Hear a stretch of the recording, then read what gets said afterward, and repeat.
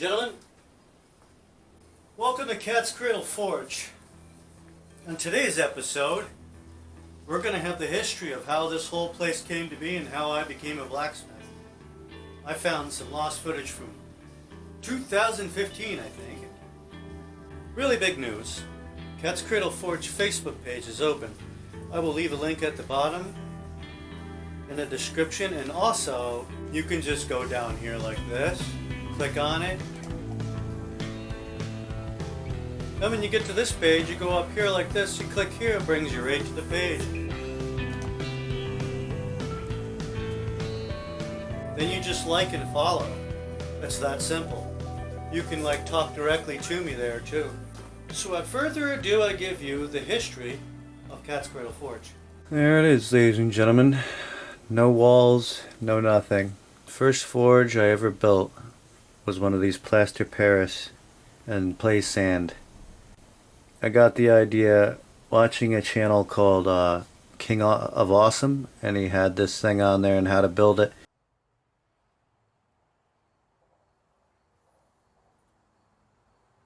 Plaster Paris and sand hardens like a rock. Hard as a rock.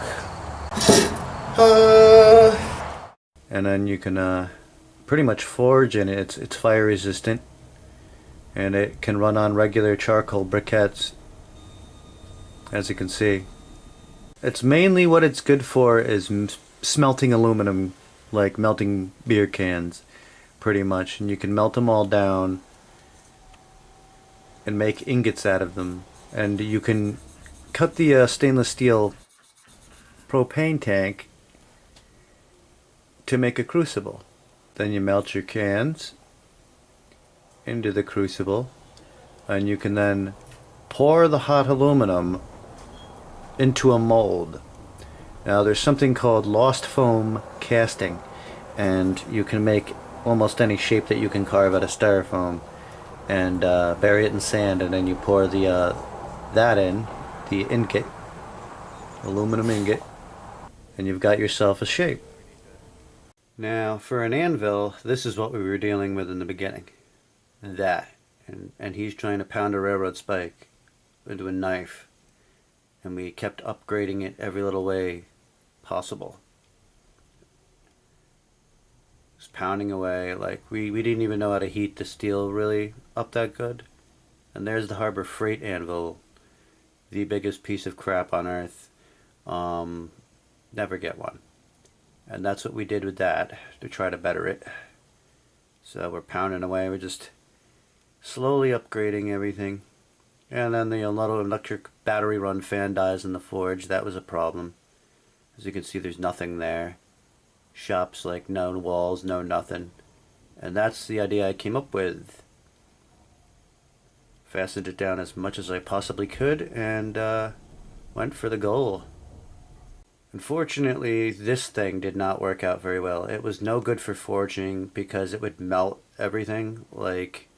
It's only good for smelting aluminum and casting and stuff. It's not really good as a forge. And then, you're trying to forge a knife and your tip melts, but you can't heat the back part of the knife without melting the tip. That's when I knew I needed a better forge. One I could lay stuff in long ways. So I built one. Oh, it's me. Hard at work. The object is to build a forge using only junk I found laying around in Mother Nature, except for the blow dryer, of course. As you can see, I've done a little bit of excavating in the garage here. I'm building this here. Don't ask me how all of this dirt came out of this tiny hole, but it did. It was all packed shale, and there's clay underneath it like everywhere else. But right here we have my two heat resistant bricks in the bottom, and then these solid rocks. I think they're sediment rocks. They used to be at the bottom of the ocean millions of years ago. Whatever you do, do not use those kind of stones, sediment rocks or stones from the ground. They will explode when they get really hot and take out your eye.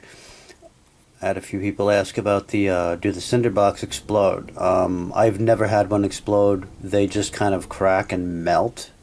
They fall apart, but no explosions. I've never seen an explosion. Mostly from stone though. Any kind of stone will pop and just like boom and take out your eye. So be careful of that.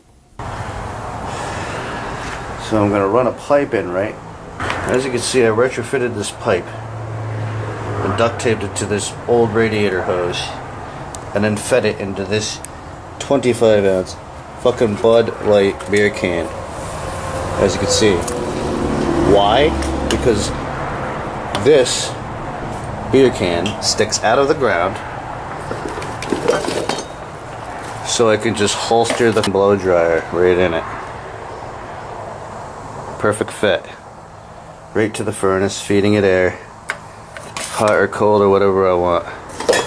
How's that for ingenuity? Okay, alright, I got the hose in place with the can on it, facing up. It's coming in. Got a blower hole right there. It's gonna feed this. And I'm gonna have a huge pile of gravel and dirt left. 5 minutes later. You got your hair dryer.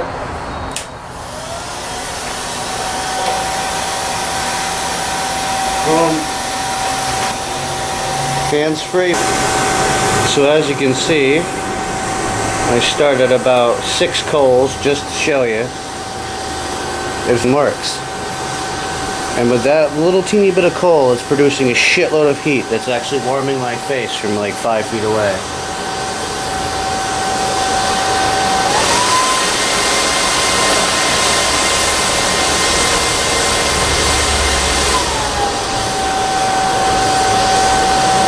Beautiful, huh? Turn it off. How's that for ingenuity? So now that I had my forge built, I went ahead and forged my first knife ever out of a craftsman's wrench.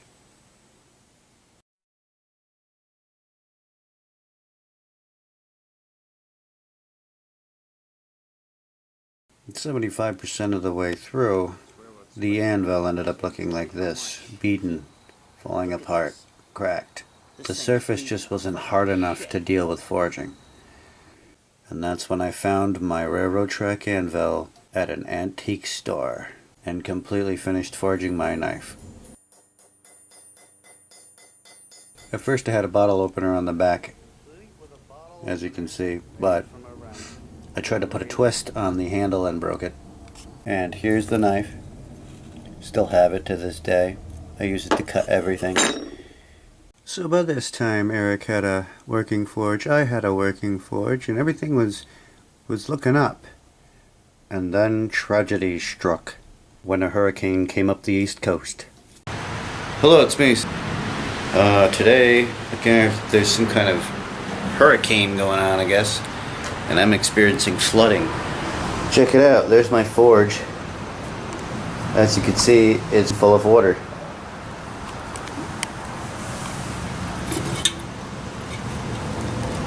There too, even in the intake.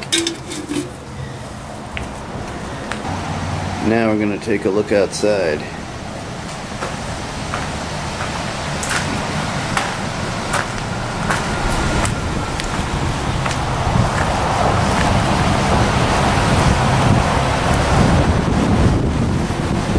Holy...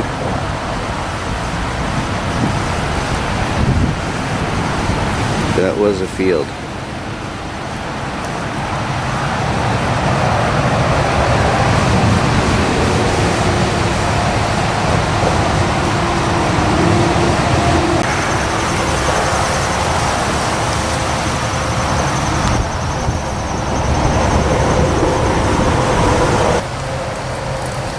Now I know why this building's sinking into the ground.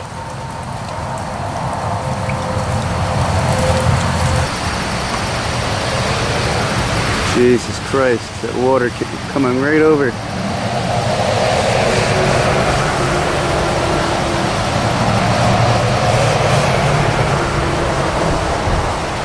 Look at the speed.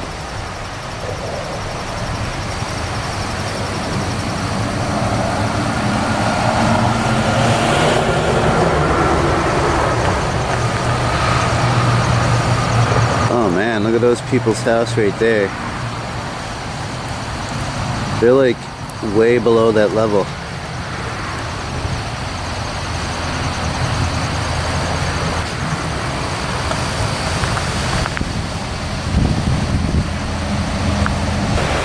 I wonder if that's like eroding the thruway or anything. Here's my house. Like, this shit's just dangerously close.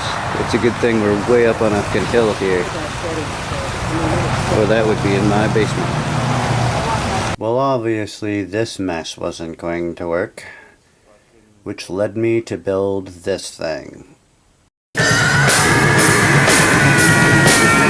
All of you are familiar with this monster. It worked great, but the cinder blocks, like I said, they melt, crack, and fall apart. They can't handle it. This would work if it was built 100% out of clay, or you just used refractory bricks. This thing melting and falling apart eventually led me to build the car rim forge, which I am literally still using today, 2 years later. This thing never fails me. And it's only on its second hairdryer, which I just had to buy like a few months ago. Alright folks, so there you have it. This little puppy runs great. I'll leave a link to the video on how to build this. Like this little car rim forge here, this is going on like, I think 2 years or more, 2 years. And has had at least 600 pounds of anthracite coal decimated through it. There's burned in it. 600 pounds easy. And I'm going to have them, Karen, I'm going to have to finish this bow saw for you. Without a press. We're just going to have to beat it with a hammer until we get it all done. Thanks for watching Cat's Cradle Forge, and you have a wonderful day, ladies and gentlemen.